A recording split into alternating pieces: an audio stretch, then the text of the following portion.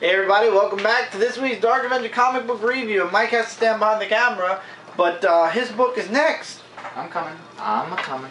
Your book is XFactor 247. A lot of people are actually very interested in seeing what's happening with XFactor. Not too many people were happy with X-Men Legacy, but XFactor has been getting a lot of rate. Yeah, this XFactor was, I mean, I'm not going to give away too much. I mean, it was pretty okay. Mainly, this focuses on two characters, Jamie and Layla, the only two. Jamie's the moldable man. Right, and Layla is his almost-to-be wife. So, basically, in the beginning, they're getting a call from I believe, an agent of a investigation that they want both Jamie and Layla to look into. Oh, she's psychic, actually. And, I mean, it gets a little bit like there's this murder that happened on the street, and they were talking about the Abraham Lincoln's impersonators and stuff like that. And something happens to Layla, like nothing bad, like she doesn't die or anything. Not saying that, it's just, let's just say she took a big fall. That's all I'm going to say. I want to show artwork, like this right here, artwork.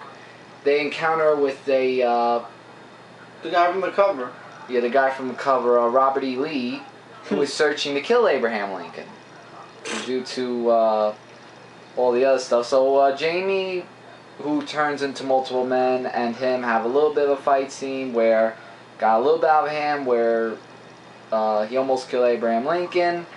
And I'm not going to spoil how the ending happened, and what he said in the end will kind of probably make you want to read more into it, and the end was kind of funny, but I'm not going to show that because I'll be doing an in-depth review of that. So I will spoil this though. Nobody dies. That's all I'm going to say. Oh, that leaves it still broad. Yeah, but would I say to pick this up? I mean, it was an okay issue. The artwork was good. But, like I said, I don't want to give too much away because I'm going to do an in-depth review on Dark Avenger Inc. So please swing by, check that out once I do it. And yeah, so check it out. That's it. Hawkeye issue 4. It's still one of my favorite books that I've picked up. Out of all the books, if I had to drop everything pre-Marvel now that's in its single digits still, I would drop everything, even Gambit, even though I like Gambit, for Hawkeye. And Hawkeye is just so good each and every week. This is the first two-part story of the series, and actually the next cover is just only slightly different from this one, and you guys will see when I get it next time. So Hawkeye and Katie are just on the roof talking, and then yeah, hello, Agents of S.H.I.E.L.D., and he gets taken, and Captain America makes a guest appearance for one page. It turns out that there's a tape out there of Hawkeye performing an assassination. Oh. I don't know if this is from a previous story or if it's from something else. Correct me if I'm wrong, guys. If this actually did happen in the story arc, you guys let me know. So apparently there was a tape. Tape or a recording of this incident, and S.H.I.E.L.D. was supposed to protect it, wipe it all out, you know, and it wasn't going to impact him at all. Somebody got the tape. So now Cap and Maria Hill are sending him out to get it. And where is it? Manipur. Manipur? Manipur. Isn't it supposed to be Singapore? Manipur. Was the microverse? In one of the books this week, somebody mentioned the microverse.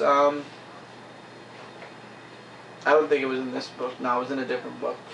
Wasn't it in the Avengers book? I believe it was. No, I don't think it was. No, I think it was the Avengers. I don't think so. So he's in Manipur, and he's getting robbed. He's just having a terrible time. And then finally, he gets taken by Madam... Why is her name? I think it's Madam Hydra. and she ends up taking his card. S.H.I.E.L.D. had given him a card with billions of dollars on it so that he could win the tape. The reason he's in Manipur is because it's an auction. They tie him up and they leave him so that he can't attend the auction to get the tape. Kingpin's there, a bunch of supervillains are there, and all of them are vying for this tape. By the way, in the very beginning of the book, Hawkeye tells Katie to stay behind, and I'll explain why that's important in a couple of seconds.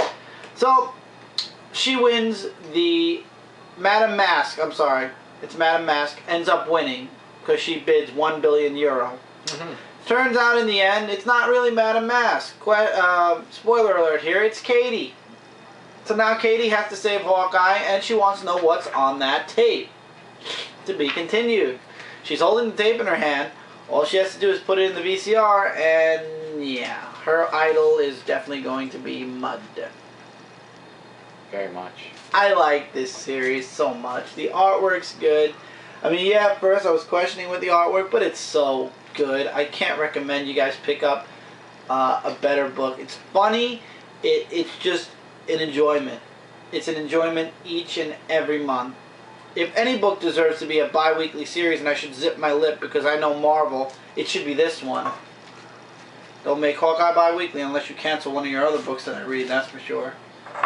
Okay, it's the end. Minimum Carnage, Omega.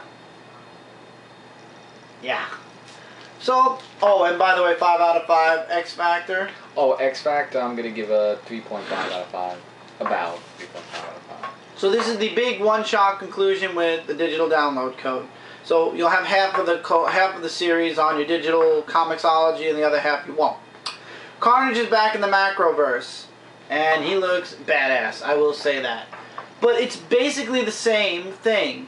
Venom and Kane, no surprise here, grow again and go back to the Macroverse. The only funny thing was that Venom, however he's linked to Carnage now, he doesn't exactly grow them back full size. So they're basically mini size right now. And Carnage is ginormous. Wow. So they try to fight Carnage in their mini state. And the artwork is spectacular, I will say that. I like the artwork. Oh, wow. And it's hilarious how Carnage is still calling Venom and Scarlet Spider not Spider-Man and not Venom. Once again, making fun of the whole series, basically poo-pooing over the whole series, saying, okay, here's, and he actually says right here, but I'm the pure, unadulterated Carnage. So they're basically making fun of the fact that it's not Eddie Brock Venom, it's not Ben Reilly Scarlet Spider, it's the second rate or second generation of each of the incarnations. And the book basically makes fun of itself, but anyway, Carnage, Scarlet Spider, and Victoria, I believe her name is? Katie. No, another Katie. Finally get back to normal size, and then it's up to Venom and Scarlet Spider to stop Carnage. It's another fight. I won't spoil exactly how Carnage is finally stopped, but even though he was stopped, he's still like cognitive, he's still smart, and he's like, I'll kill everybody and everything one day and you can't stop me. And then Scarlet Spider does something that definitely will change the playing field on Carnage's end, and I'm going to spoil that here. He lobotomizes him. Wow. With the thing that comes out of his hand, his like wrist. A knife thing? It's like what SpiderMan had, and he lobotomizes Carnage. However, it doesn't make him harmless anymore. As a matter of fact, one of the doctors says now he is more dangerous than ever, because now the Carnage symbiote had a host. Now the host is completely lobotomized, so now it's just the symbiote. So they have to keep Carnage heavily sedated, because if the Carnage symbiote wakes up, it doesn't have Cletus Cassidy controlling it anymore. It's completely and utterly on its own. The full series of Minimum Carnage I will have to give a 3 out of 5 stars to, because it was bearing repetitiveness. In part 2, it was Kane versus Carnage. Part 3, it was Venom versus Carnage. Part 4, it was back to Kane versus Carnage. It was just a whole bunch of small fights that built up to the epic fight, which was pretty much the same thing. That ended, and in most of the parts, it was Carnage making fun of Venom and Kane, or Scarlet Spider, because they're not the original Venom and Scarlet Spider, and it's just like it's a joke on Kane and Flash, and it will lead to another interesting story with Carnage, I guess, next year if they so choose to go the route of another Carnage miniseries.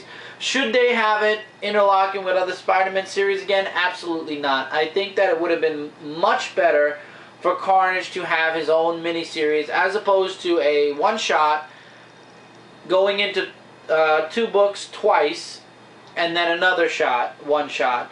I think it would be better just to make it a full-on miniseries, no crossing over between books, because I know a few people don't buy Venom, and I know a few people don't like Scarlet Spider, so it ruins the experience, or they're forced to buy a book that they normally don't buy. And people actually said the Venom one fell short compared to the Kane and the one-shot, the Scarlet Spider and the one-shots. That's a shocker.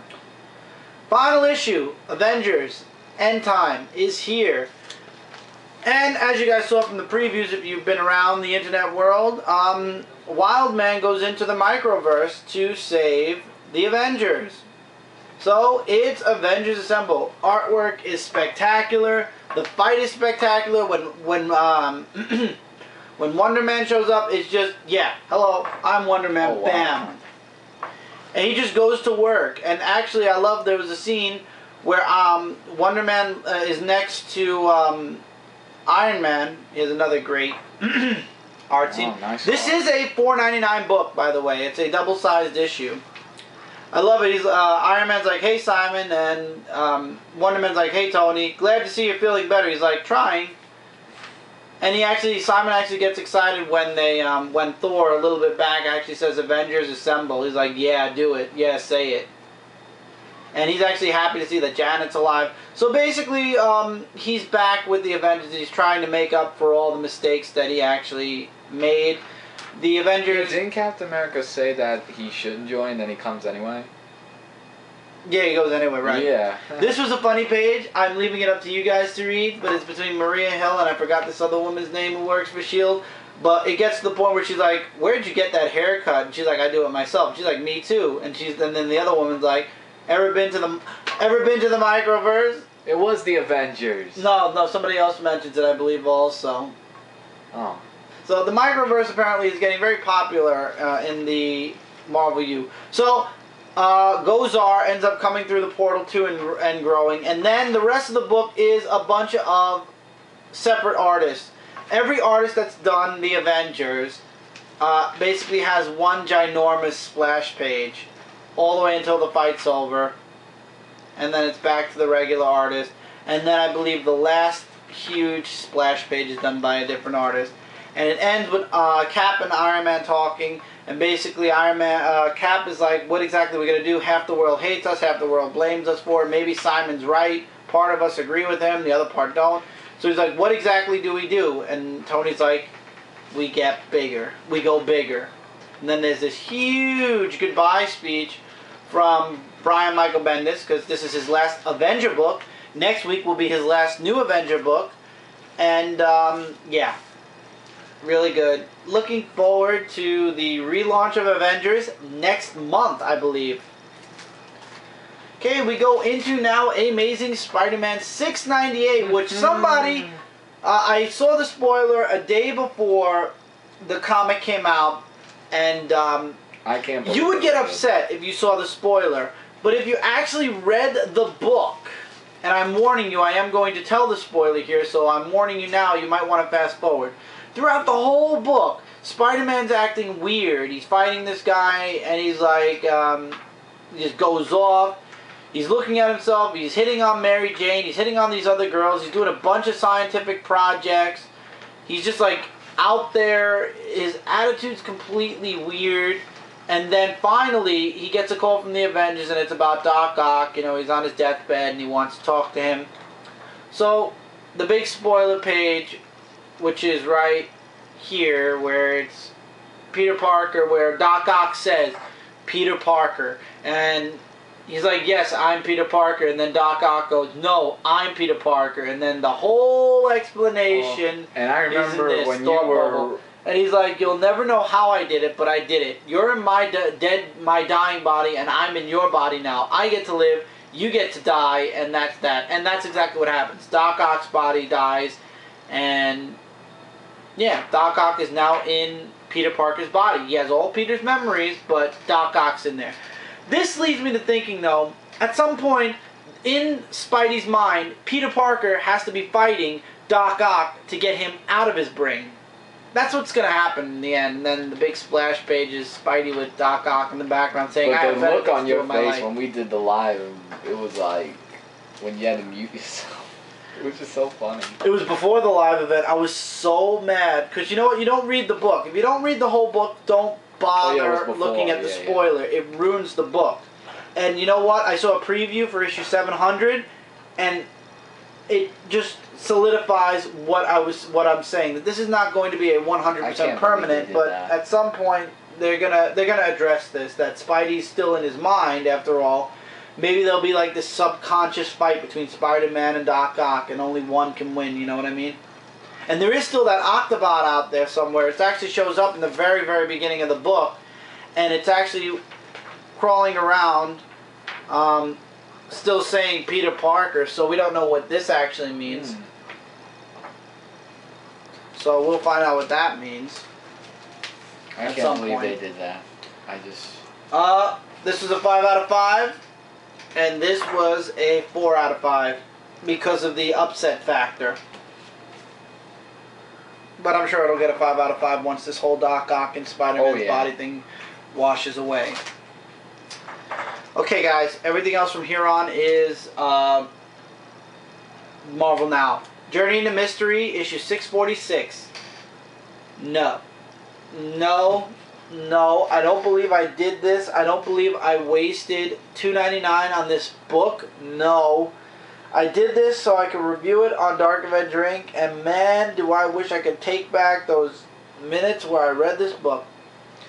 So uninteresting, in my opinion. If you're a Sif fan, the Lady Sif fan, go for it. You'll love it. If you're not, you are going to sit there going, God, let this book be over already. Because all she's doing is looking to become this different type of warrior. And she confronts this woman. The artwork's good. And in the end, she gets the thing, the enchantment inside of her. And then she ends up drinking a bunch of blood at the end. Yeah. Well, yes, I will be I can't in-depthly review this book. I'm sorry. On Dark Avenger Inc., I will give you guys a comic review of this. There is no way I could go page by page in this book because I'll be honest with you, I'm already forgetting stuff that's gone on in this book because it's just not holding me. Believe me, if this was going to be a make or break for me, if I already wasn't collecting Journey into Mystery, this would have definitely killed it for me. Not a Lady Sif fan.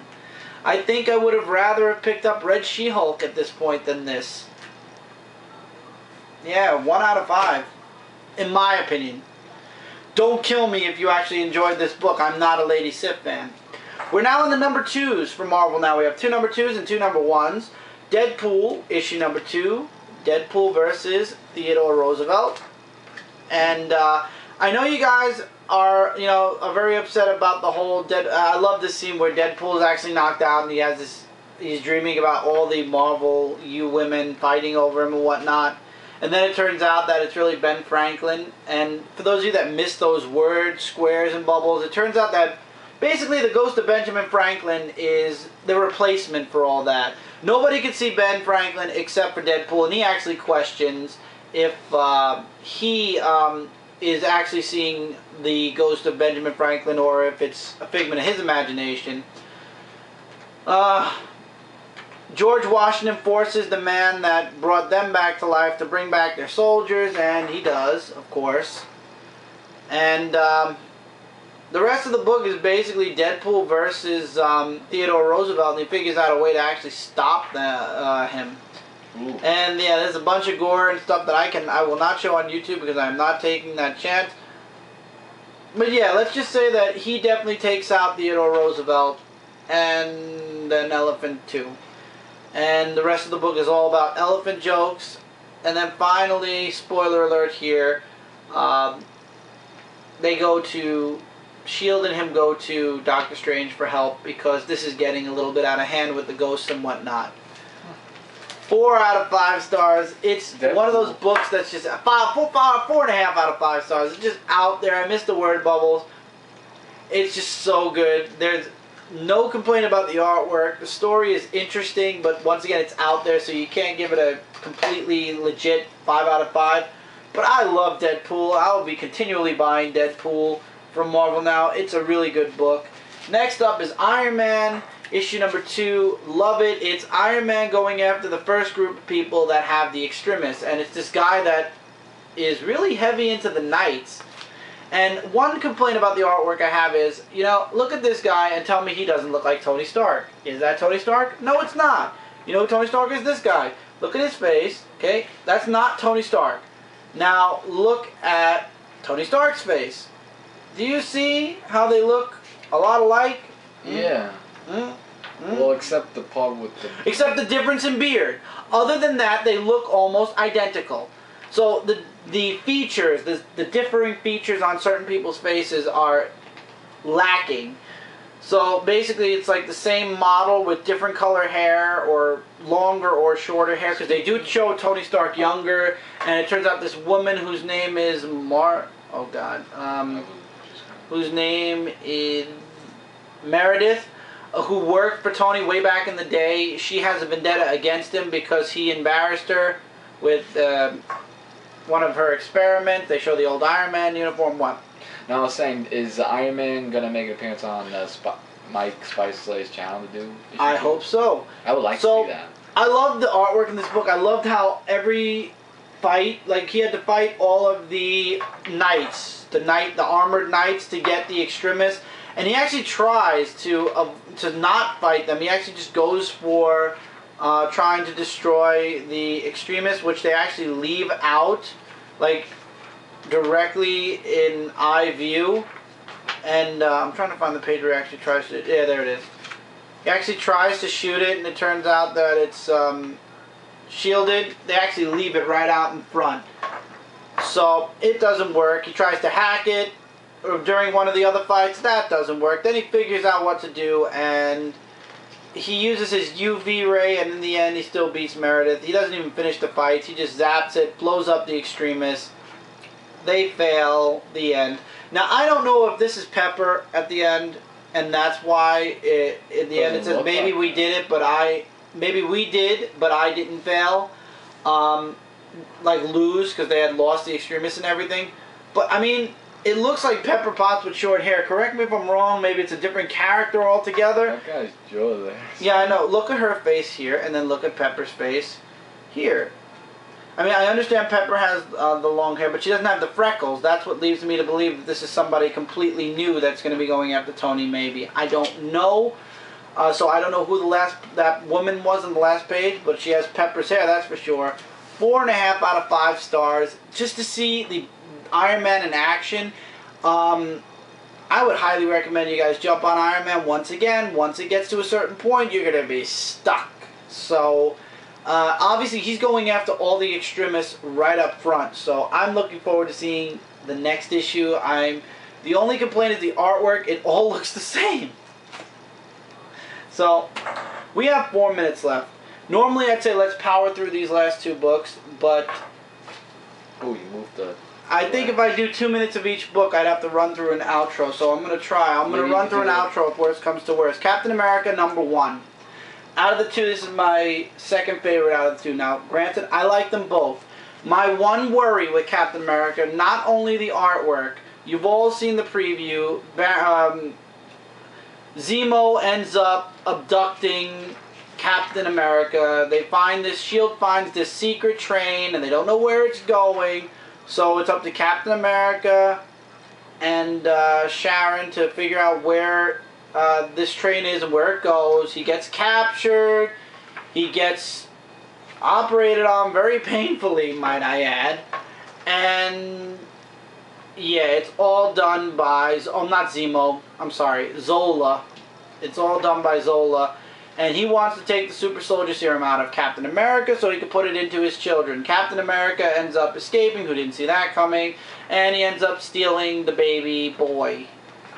And yeah, throughout the rest of the issue, he's like ready to pass out. He doesn't pass out though. And spoiler alert here, he has the baby. Now, this is going to be a 12-chapter long series, or first story arc for Captain America. Looking over the art, which to be honest, if you have a good colorist like here, you can actually look over most of it. Looking over the art, this is a very straightforward, very fast read issue. If the story is going to be so slow-paced that it's going to take 12 issues to get through, unless there are side missions that happen for him in between or inside these 12 issues, if this story goes at a very slow pace, I don't know if I'll stick around for the whole first story arc. I might end up dropping it, depending on where they're going. Right now, this is a 4 out of 5 star book, in my opinion. I enjoyed it. It was a fun read. However, if it continues on a very slow pace, because this was really slow. He got captured, he broke out, he stole the baby, the end. If it's going to be one of those books where you read from cover A to cover B really quick, especially because this is a $3.99 book, I don't see myself holding on to this for the whole first story arc. I see myself ending up dropping it and then picking it up when the second story arc happens. However, right now, Captain America is safe. What was really good this week was Indestructible Hulk #1. Congratulations, Mark Waid. You've done it again. You did it with Daredevil. You did it with the Indestructible Hulk as well. Bruce Banner finally says, you know what, I've been treating the Hulk like it's a disease and something I need to cure. I don't have to cure it. He goes to Maria Hill and says, look, hire me. While I'm Bruce Banner, I'll invent things to save the world. And as the Hulk, all you gotta do is point me in the right into the direction you want me to go in, and the Hulk will basically do this. And he actually catches Maria Hill kind of off guard. He's like, I noticed you're looking at your time a lot. You found the Mad Thinker, and you want to track him. If you go in right now, it's a suicide mission. You let the Hulk go in, and he'll be able to. You know, and we'll be able to save it. But you have 2 minutes before my offer expires, and then I'll go somewhere else outside of the U.S. She sends the Hulk in. She figures out it was true. Phil Coulson is mentioned here. She actually says, yeah, Banner was right. Hulk makes quick work of the Mad Thinker and everybody else. And in the end, the reason I'm running is because I only got a couple of seconds left. She says, Bruce, you're hired. 5 out of 5. An absolutely must read. That was the first issue. It was a very short first issue. However, it was enjoyable to read. And you know what? Let's go into a point 1. Instead of a part 3, we'll go into a point 1 where I'll finish this and give you guys a proper outro. So come back. This is a 5 out of 5. You don't have to come back for the next part, but if you want to hear a little bit more about both of these books, come back in the point 1. Wow. We're going to do a point 1. We did a point 1 before. I think we did. I don't remember. So if you want to see the proper outro to this, as well as a little bit more info on both of these #1s, which you might want to hear, I would definitely say come back to part 2.1. Because this camera just decides to cut off on its own. Hopefully, maybe with Christmas coming up, I'll be able to find a program to put it together or whatever. See you guys in the next part.